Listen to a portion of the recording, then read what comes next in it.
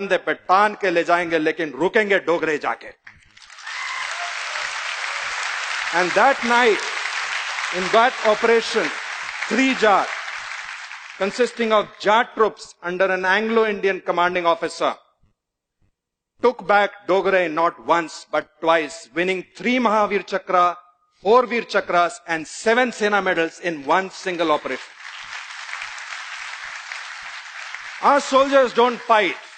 They don't care about the name on their chests, which is their own name.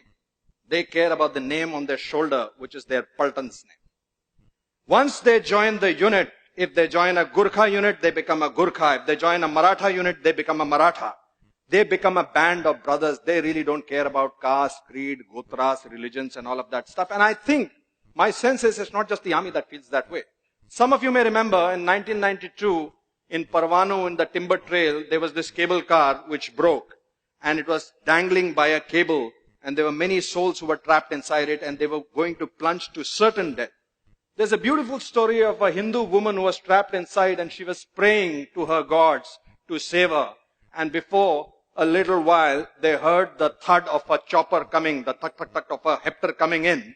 And that hepter was being flown by squadron leader Pali Major, who went on to become the air chief of the Indian Air Force. And from that hepter, the para-commando, first para-commando unit, a legendary para-commando, Captain Ivan Krasto, slithered down and entered into the cable car and saved the lives of the people inside. Now here's something really funny.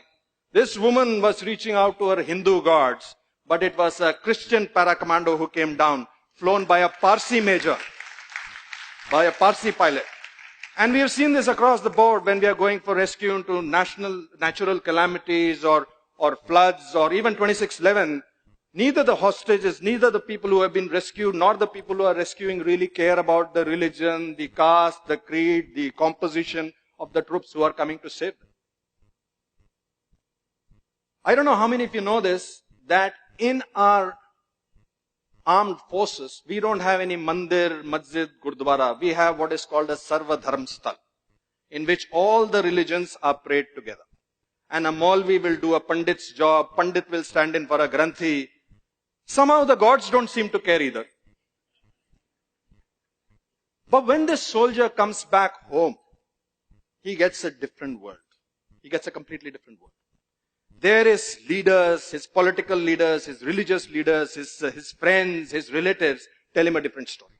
They tell him that that caste is stealing away jobs. This caste is taking away reservations. That person is different from you because he eats a different kind of meat. They tell him that you have to be our caste first and an Indian later.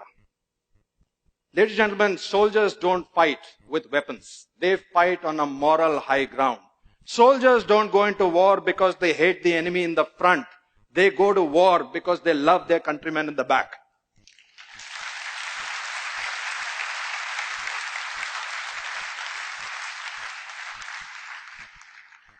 Leaders across spectrums have their own agendas. Some people want to win elections, some people want to get more power, and some people genuinely want to do good for their own communities.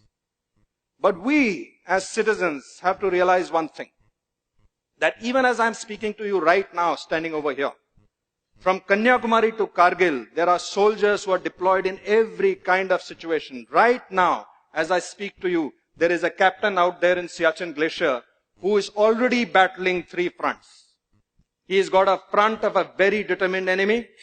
He's got a front of a very horrible weather which claims lives almost on a daily basis.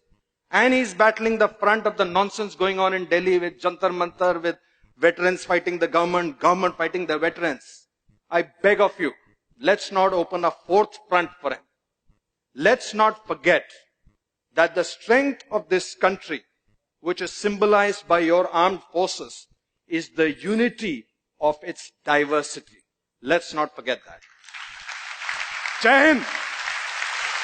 Jai Hind! Thank you. Thank you. Thank you.